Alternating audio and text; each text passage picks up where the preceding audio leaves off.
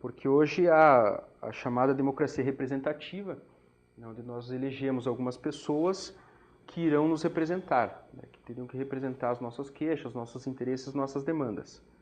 Mas começa também a cada vez mais se exigir uma democracia participativa, no sentido das pessoas estarem atuando um pouco mais nesse cenário político. Então, de que forma poderia se dar essa participação, e se há ou não no Brasil esse interesse e essa forma de participação. Então, sob esse ponto de vista, uma das críticas que faz ao povo brasileiro, isso parte de um antropólogo brasileiro chamado Roberto da Mata, em que ele diz que nós brasileiros, nós temos uma Constituição muito elogiada, inclusive no exterior, ela é considerada que garante uma série de direitos e é bastante ampla, une duas vertentes do direito, norte-americana e francesa, e por isso muito elogiada.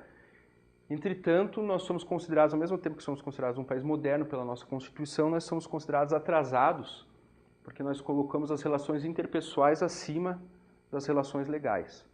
Ou seja, as pessoas agem mais ainda por uma relação de compadrio, de influência, do que respeitando diretamente as leis. Nós temos como se fôssemos ainda vivendo um pouco no período do padrinho político, em que as pessoas tentariam favores direto com essas pessoas, passando por cima dos mecanismos burocráticos e legais. Eu sempre cito, quando eu falo sobre isso, acho que um filme que todo mundo conhece, O Poderoso Chefão, em que a primeira cena do filme é uma pessoa se dirigindo ao Don Corleone, que é o Poderoso Chefão, reclamando que a filha dele foi agredida, abusada pelo namorado, que ele foi à polícia e eles não prenderam o rapaz, não fizeram nada, e que ele queria que o Don Corleone desse um jeito. E a primeira coisa que o Don Corleone faz é censurar ele por ter ido à polícia primeiro. Por que você foi à polícia e não me procurou?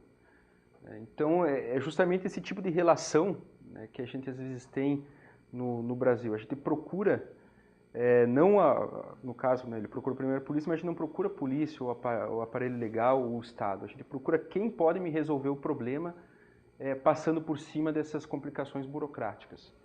Então, se a pessoa precisa montar um negócio e depende do alvará, ele realmente é demorado, é burocratizado, o processo ainda é lento, mas ao invés da pessoa aguardar, normalmente como deveria ser aguardada, ela procura alguém que possa adiantá-la.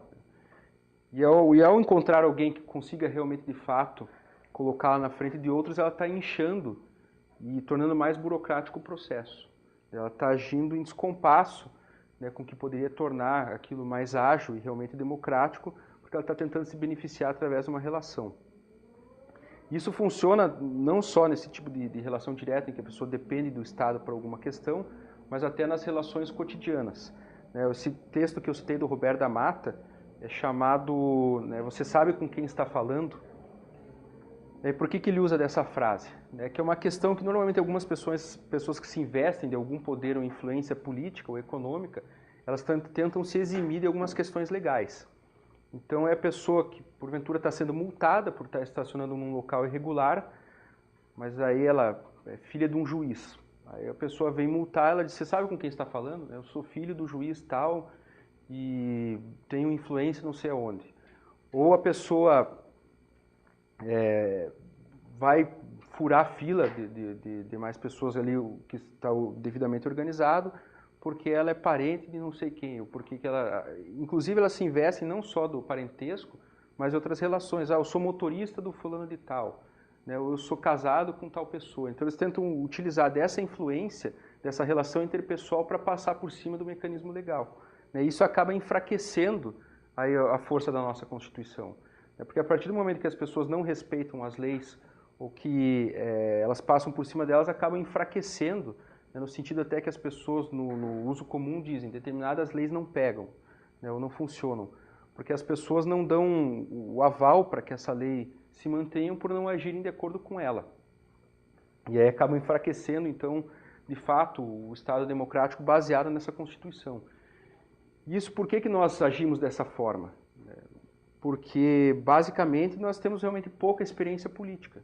Nós tivemos muitos governos de exceção, muitas ditaduras no nosso país, né, onde as pessoas tiveram sempre uma relação, na verdade, contrária ao governo, elas sempre viram o Estado ou o governo como inimigo, então elas tiveram pouca participação política e pouco acesso a essa participação política.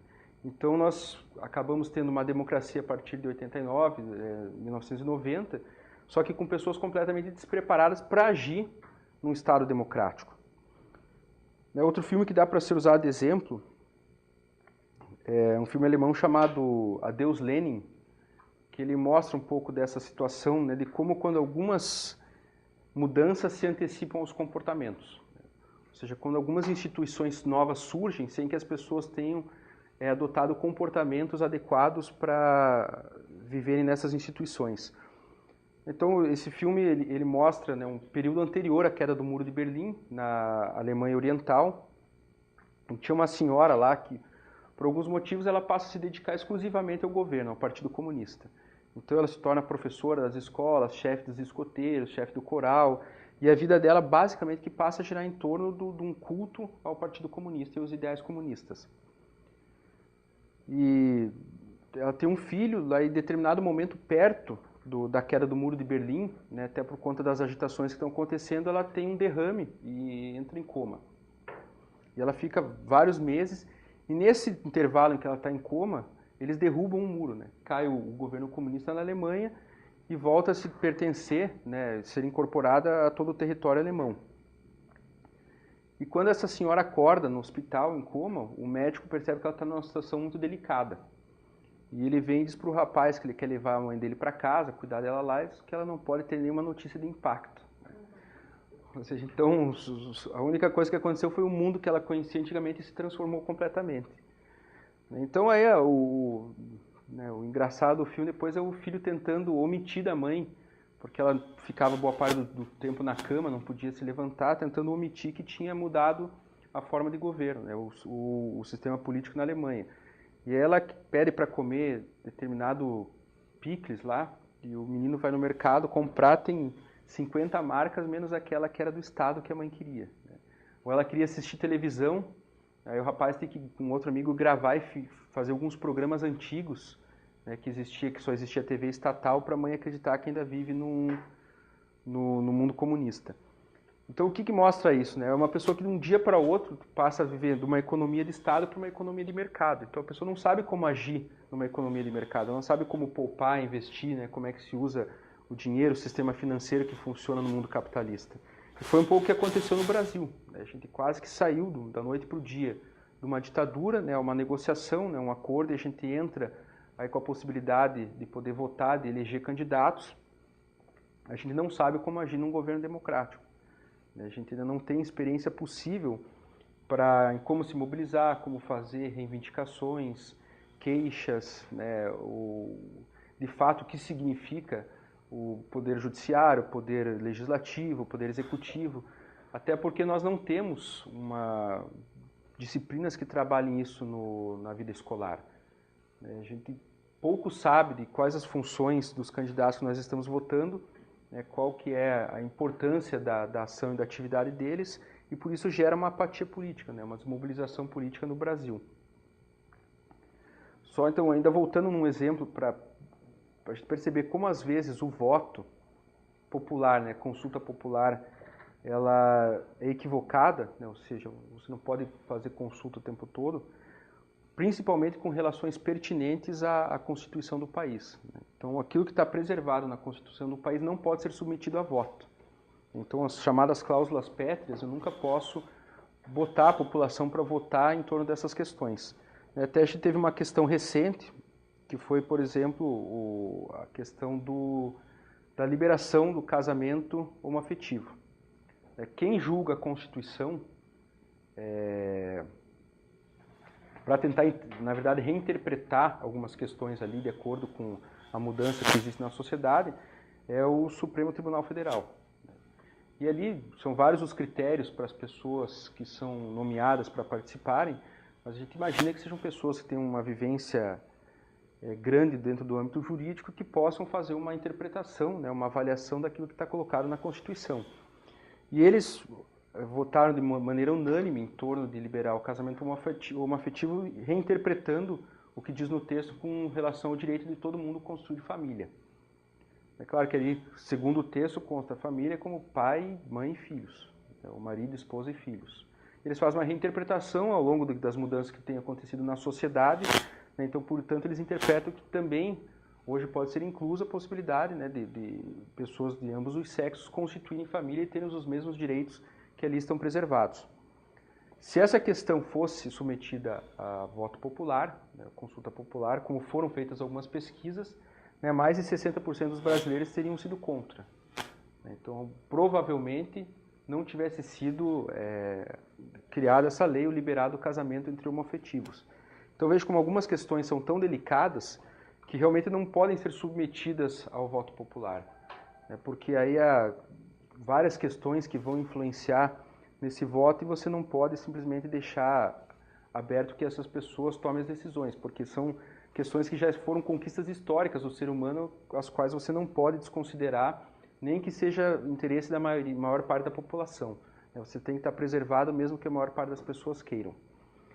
E hoje, então, falando nessa questão de uma democracia mais participativa, já começam a existir alguns modelos e algumas teorias, né, que tentam um pouco conciliar, né, a democracia representativa, né, ou seja, a possibilidade de nós elegermos pessoas que vão nos representar, com uma participação mais efetiva da sociedade.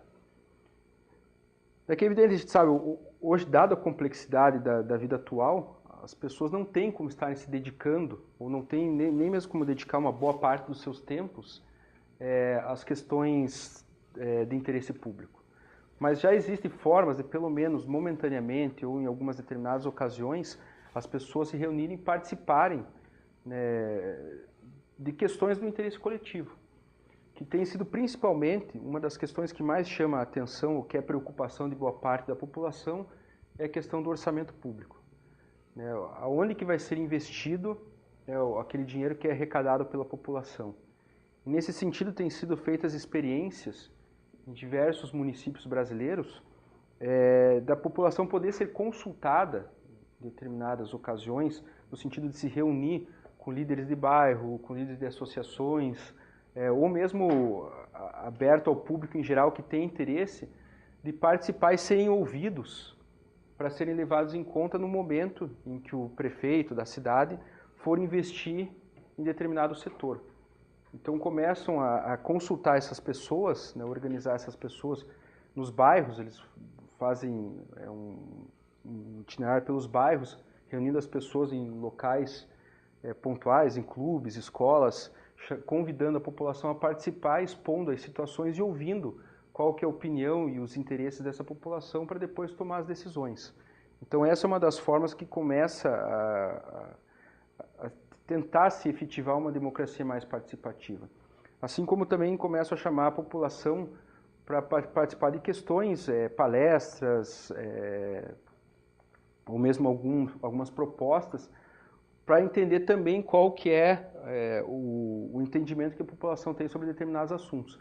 Acho que teve recentemente aqui em Curitiba, na Câmara dos Vereadores, uma discussão sobre a questão da mobilidade urbana. Né, que quem acompanhou as últimas eleições para prefeito, ela estava bastante presente no discurso de quase todos os candidatos e mesmo no discurso dos candidatos a vereadores. É que a gente vive em Curitiba um problema grave que deve se acentuar nos próximos anos, da mobilidade urbana, e lá veio um professor para discutir questões urbanísticas, para falar da questão do número de carros presentes na cidade, ou da ausência do número de táxis, ou do problema do subsídio ao transporte público, ou mesmo a questão do acesso às ciclovias, né, que podem facilitar também o transporte urbano. Então ele foi colocar questões para que as pessoas tivessem informações e pudessem também colocar seus interesses, né, suas motivações, para que isso fosse posteriormente levado em conta pelos vereadores na hora de tentarem elaborar leis. Ou seja, está sendo incentivada uma consulta popular.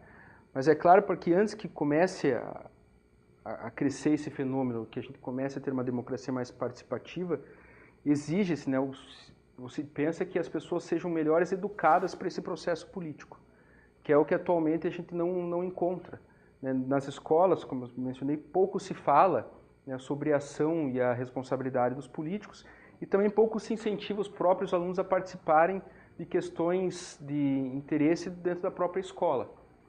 Então, dificilmente, né, quase nunca, né, os alunos têm, por exemplo, acesso a qual que é a verba que a escola tem, qual o orçamento e para onde é destinado. Então, quem sabe se começasse a se mostrar para os alunos, né, o que eles recebem do governo, o que é repassado nas escolas públicas e onde que é investido, quem investe, quem escolhe onde é investido, talvez começasse a criar um interesse maior neles em participar desse processo. Inclusive até no sentido de diminuir a depredação ao próprio patrimônio público. É que a gente vê que boa parte das escolas são depredadas pelos próprios alunos. O sentido de ir descascando a parede, às vezes quebra uma lâmpada, ou picham o colégio, às vezes próprios alunos estão pichando os muros dos colégios.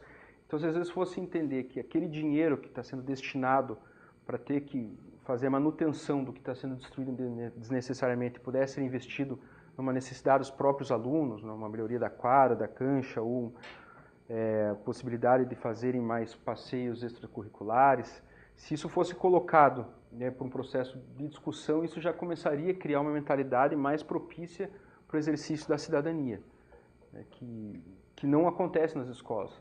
Nem no sentido deles participarem ativamente das questões cotidianas, né, do convívio escolar, como nem mesmo eles entenderem como funciona a política numa esfera maior.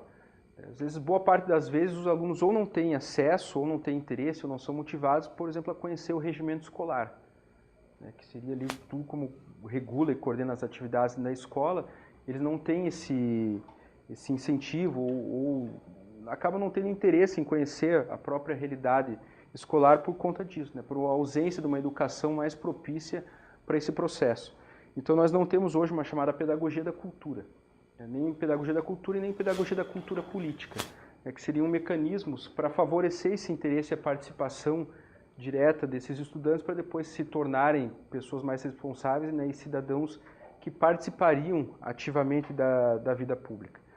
Então, talvez nesse sentido que a gente fosse verificar, né, que ainda no Brasil começa a se encaminhar, mas não há efetivamente o chamado governo democrático. Pelo menos como começa a se entender, né, a necessidade de um governo democrático participativo. É evidente que você não há mais a possibilidade de existir uma democracia direta, né, como foi o ideal grego. Até porque foi mencionado que era outro tipo de estrutura de governo, era outro tipo de civilização, né, e eram outras as necessidades. Então, hoje ninguém tem a capacidade de estar voltado o tempo todo para se informar sobre os problemas da cidade e estar reunido em votação. Mesmo com as facilidades que existem hoje, né? A questão da internet. A gente tem uma vida atribulada, uma vida profissional durante boa parte do dia. Quem teria tempo de chegar à noite em casa e ainda abrir a internet e se informar sobre todas as questões que foram debatidas na Câmara dos Vereadores, sobre todos os projetos de lei que estão em trâmite, ou sobre a questão do orçamento, como que para onde está sendo destinado e quais os recursos, e isso fazer diariamente e ainda a pessoa colocar o seu posicionamento, seu voto, fazer algum comentário. Não há essa possibilidade, né, de gente tentar voltar àquele ideal grego. Mas dentro do que é possível hoje, das pessoas que estão legitimamente colocadas para nos representar, é possível de criar mecanismos de pressão, né, e principalmente pontualmente, quando convidados, participar dessas reuniões públicas para colocar o seu posicionamento e ajudar a fomentar, por exemplo, esse orçamento participativo, né, onde as pessoas vão colocar suas principais demandas e interesses para que esses recursos sejam destinados para realmente atender os interesses da população. Por que é que em países, né, a gente fala, um dos casos mais fortes de democracia hoje no mundo é os Estados Unidos? É porque tem uma experiência mais longa, né, porque foi um dos pioneiros a adotar uma constituição democrática e é uma cultura democrática maior. Porque lá realmente, de fato, né, esses chamados grupos de interesse ou grupos de pressão, né, em torno de associações funcionam. A gente vai ver questão de acessibilidade às pessoas com portadores de necessidades especiais. A gente vai ver que isso até um professor estava comentando uma vez, o choque ele teve quando saiu daqui e foi aos Estados Unidos. E o número de cadeirantes que ele percebeu nas ruas. E a primeira sugestão que veio à cabeça dele foi que lá existiam mais cadeirantes que aqui no Brasil. E, na verdade, foi perceber que não. Na verdade, lá as pessoas têm mais acesso para sair à rua, os cadeirantes. Inclusive, tem um outro teórico que ele afirma que você pode, às vezes, medir o grau de democracia de uma civilização pelo solo onde você pisa. Né? Então, se você tem um local urbanizado, pavimentado, né, sem buracos ou sem degradação, você pode entender que ali é uma sociedade um pouco mais democrática, mais participativa. Então, por exemplo, os cadeirantes nos Estados Unidos, eles têm variadas associações com publicações internas, revistas, assembleias, reuniões, e todo tipo de material que permite a eles realmente se manifestarem, terem suas queixas publicadas e posteriormente, né, ou eventualmente atendidas. Então já há uma cultura bastante antiga nos Estados Unidos nesse sentido de eles participarem através dessas associações, que é o que não acontece já no Brasil. A gente vê que ainda as nossas associações de bairro são muito fracas. No geral, às vezes eles tentam promover pontualmente alguns eventos, né, o bingo comunitário, ou algum outro evento para arrecadar em prol de uma causa também pontual, mas fora isso eles incentivam um pouco, estimulam um pouco o debate político, a participação política das pessoas, porque uma vez que as escolas ou o governo não fomentam a educação para a cidadania, né, algumas dessas instituições poderiam acabar suprindo essa necessidade. Então eles poderiam acabar abarcando esse processo de estimular, né, um exercício, uma educação para a cidadania, tendo em vista que o governo não tem feito isso. Então, também vários teóricos da democracia defendem que as associações podem gradualmente ocupar esse espaço. E realmente, em alguns países, elas de fato ocupam. Que é o que a gente não tem visto aqui no Brasil, ainda muito enfraquecidas as nossas instituições, que é o que garantiria os chamados grupos de interesse. E talvez um último ponto importante ainda para falar da questão democrática, né, que a gente citou a questão tanto do voto, né, o direito de votar e o direito de ser eleito, mencionar a questão partidária, né, que também hoje não se pensa a democracia fora, né, da questão partidária. E como é que, né, surge inicialmente alguns partidos políticos? Como eu falei antigamente, não era bem visto a ideia de partidos porque isso dividiria a população e você acabaria não mantendo o objetivo principal do governante, que seria garantir os direitos fundamentais do ser humano, né, esses direitos civis conquistados. Tanto que no período da Revolução Francesa, né, que é o marco simbólico da conquista dos direitos civis, tinham apenas partidos para representarem os grupos sociais bem caracterizados. Então você tinha o partido dos camponeses, né, que ali também começaram a se juntar os primeiros chamados burgueses, né, que começaram a prosperar através do comércio. Tinha aí o partido da nobreza e do clero. Então você tinha os chamados três estados e ali você tinha um interesse bem demarcado dessas classes específicas. Mas no período posterior à Revolução, né, eles tentam acabar um pouco com essa ideia de partido para unir a sociedade em torno dessas conquistas de objetivos comuns. Mas a gente começa a ver, né, historicamente, que para determinadas questões surgem pontos de vista variados. A própria questão que eu citei do aborto é uma questão que envolve diversos aspectos ideológicos, né, onde você hoje chama para dialogar com a ciência, né, com os religiosos, tenta entender qual o ponto de vista, o parecer de diversos entendimentos de ideologia religiosa e também entender a argumentação científica ou não do processo. Então, para essas questões, né, que se dividem nesses âmbitos ideológicos, você precisa de pessoas reunidas, né, sobre um conjunto específico de valores ou um conjunto específico de interesses e entendimento de funcionamento do Estado. E aí você acaba criando, então, vários partidos políticos para defender determinadas causas e interesses. Né, o que a gente costuma ter nomeadamente em vários países, né, chamados partidos à direita e partidos à esquerda. Então, o que seria fundamentalmente isso? Né? Ambos, né, com interesses democráticos e atuação dentro de um processo livre e democrático. Então, qual que seria a diferença básica que a gente tem entre um partido de esquerda e um partido de direita? Seria principalmente com o sentido da intervenção do Estado. Então, até onde o Estado pode ou não intervir com relação na vida privada dos indivíduos. Então, o que é responsabilidade do Estado ou não? Então, as pessoas, né, que normalmente se nomeiam ou acabam se incorporando a partidos de esquerda, eles são pessoas que dependem de uma intervenção maior do Estado. Ou seja, o Estado tem que suprir, né, um número maior de questões existenciais do indivíduo. Então, o Estado tem que suprir educação para o indivíduo, é ele quem tem que regular e coordenar a educação pública, né, tem que garantir saúde para todos os indivíduos, ele tem que garantir segurança, é o Estado que tem que garantir que as pessoas que estão em condições desiguais tenham recursos para competir igualmente com as demais pessoas.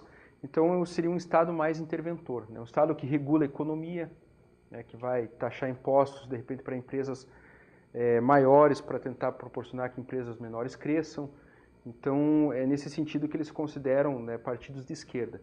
Já partidos de direita são aqueles que acreditam que o Estado deve intervir um mínimo na liberdade individual das pessoas. Ou seja, né, a gente poderia ver o símbolo máximo, o referencial máximo dos partidos de direita, ou da visão ideológica da direita, o Adam Smith, né, onde não deveria haver intervenção na economia. Para ele, ela se regularia por um mecanismo, uma lógica própria, e o Estado não deve intervir na economia. Assim como o Estado não deve intervir na educação, por exemplo, ou o mínimo necessário. Hoje, no Brasil, não é possível você educar seus filhos em casa. Embora em alguns outros países já exista essa possibilidade, essa lei, e existem inclusive algumas pessoas reivindicando no Brasil a possibilidade de educar seus filhos em casa. Então, pessoas que acreditam, né, que podem dar uma educação de qualidade, podem também proporcionar em outros ambientes socialização para os seus filhos e não acreditam que eles precisam frequentar a escola para ter acesso a esses conhecimentos. Então, eles acreditam que não é da alçada do Estado intervir nisso, se o teu filho é ou não obrigado a frequentar a escola, ou se você tem ou não a liberdade de manter o seu filho em casa. Então, eles diriam assim, que o Estado não pode limitar tanto nesse sentido e nem intervir tanto no processo de como que ele vai regular a educação. Então, hoje nós temos parâmetros curriculares nacionais que todas as escolas que querem funcionar devem seguir. Então, para uma pessoa da direita, eles não podem intervir de tal modo, inclusive indicar como a escola deve funcionar. Já para o pessoal da esquerda, não. A única forma de você garantir, né, que todas as pessoas, mesmo aquelas que têm menos recursos e condições, tenham acesso a ter uma vida próspera e melhor, o Estado é quem tem que definir a forma como vai ser a educação, né, e garantir que ela seja de qualidade para todos, né, pelo menos em tese, tentar garantir isso. Então, essa seria, digamos, a distinção básica entre direita e esquerda. A gente vê que, por exemplo, países como, né, voltando aos Estados Unidos, eles têm um viés maior para não intervenção do Estado, né, em determinadas questões. Tanto é que lá o direito ao porte de arma, sempre levantam-se questões, as pessoas tentarem proibir o porte de arma quando acontecem umas tragédias maiores, mas sempre é barrado na Suprema Corte porque eles levantam a questão do indivíduo, né? Se por acaso o Estado falhar em me proteger, né, eu tenho direito a proteger minha própria vida. Então, por isso, a justificativa da pessoa ter o porte da arma. É uma questão ideológica nos Estados Unidos. Então, justamente para responder essas questões pontuais é que é necessário associações em torno de partidos. É porque é ali que eles vão representar o ideário da população frente à disputa eleitoral. E aí, de acordo, claro, eles têm, mesmo a pessoa sendo eleita, ela tem a obrigação de tentar responder a todos, ou pelo menos a maioria, mas ele vai governar baseado na ideologia pela qual foi eleito. Então, os partidos se montam em torno de determinados interesses para tentarem serem eleitos a partir disso. Então, digamos, de modo básico, né, seria mais ou menos essa a proposta da gente fazer essa discussão sobre democracia. É principalmente tentar desfazer esses equívocos daqueles conceitos que eu falei, máximos e mínimos, da gente imaginar que haveria possibilidade hoje de um governo de todos, ou governo do povo, né, ou a gente também desconstruir aquele ideal romântico que a gente tem da democracia grega, né, que já não sendo mais possível, não deveria nem ser desejável. Né, se não há condições de ser implantada, a gente deveria abandonar o interesse, o desejo de tentar realizá-lo. Tentar desfazer também a ideia de que somente o voto garantiria um governo democrático e principalmente a ideia de consulta popular, né, que talvez seja a ideia mais recorrente que as pessoas teriam em democracia. Quanto mais o povo votasse, né, nas questões públicas, mais democrático seria um país. Né, isso não se caracteriza. Existem hoje outras formas, né, outros incentivos para que as pessoas participem sem que tenha, por meio apenas do voto, né, mas de que elas participem de discussões, né, como você tem discussões pontuais ali em torno do orçamento participativo, ou como eu citei, da mobilidade urbana, sem que elas tenham que o tempo todo estarem participando de referendos e plebiscitos. E principalmente falar um pouco dessa questão, né, de tentar perceber ainda por que o Brasil, né, não conseguiu efetivar, né, mais fortemente esse Estado democrático. É por causa dessa questão dessa falta de experiência nossa. Né? Então, a gente ainda tem uma certa resistência a fazer uso dos serviços públicos.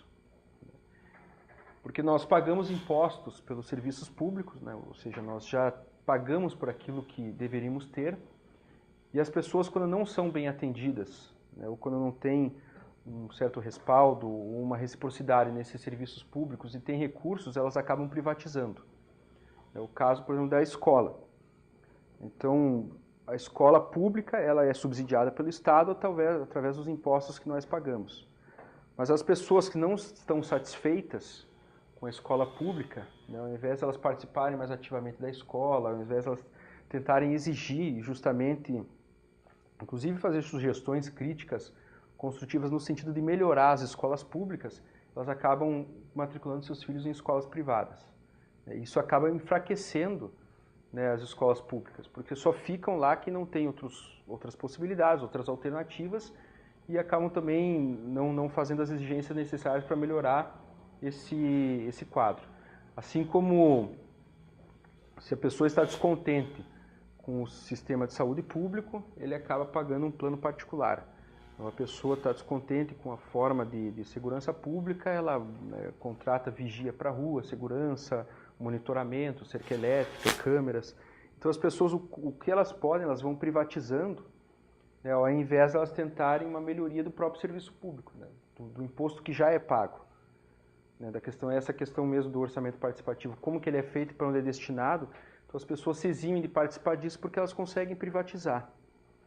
Eu lembro uma vez que o Cristóvão Buarque, né, que foi esse ministro da Educação, foi candidato a presidente do Brasil, se eu não me engano, quando ele era reitor da Universidade de Brasília, ele escreveu um artigo no Correio Brasiliense, que até fazia uma brincadeira que no futuro as elites iriam construir um túnel subterrâneo que as ligaria direto, por exemplo, ao shopping. Então elas estão abdicando cada vez mais, né, do espaço público e só tendo interesse nos seus próprios interesses privados, né, que elas vão se abster de conviver na cidade e vão viver em locais particulares e fechados. Até não se efetivou o túnel, mas eles, ao invés de criarem túneis para ir ao shopping, eles levaram os shoppings aos seus conjuntos. Né? Então a gente vê hoje crescendo conjuntos habitacionais enormes, né, de classe média alta e classe alta, né, em que ali tem escolas dentro desses conjuntos residenciais, tem comércio, tem quase tudo que eles precisam para que eles não precisem trafegar fora, a não ser para irem para os seus empregos. E isso é bastante prejudicial, né, para o Estado democrático, porque são pessoas que não só deixam de conviver, mas de participar das questões públicas da cidade. E é justamente as pessoas que têm menos escolaridade, menos representatividade, que ficam, basicamente só têm a possibilidade de usar os recursos públicos, são as pessoas que também têm menos politização para acabar sendo representadas. Então, tinha um geógrafo brasileiro que dizia que no Brasil só o pobre é cidadão, né? Porque na verdade só ele acaba ficando, tendo a necessidade de usar os recursos públicos. E aí, às vezes ele é quem acaba tendo que fazer alguma exigência, alguma briga, porque é quem está utilizando esses recursos. Então há essa questão também no Brasil, né, dessa pouca experiência democrática, então as pessoas, ao invés de participarem ativamente, elas acabam privatizando algumas dessas necessidades. Então acho que a ideia geral era essa, então gostaria de abrir para perguntas, se alguém tivesse alguma dúvida ou quisesse fazer alguma colocação, ou, né, colocar alguma questão até para ser debatida.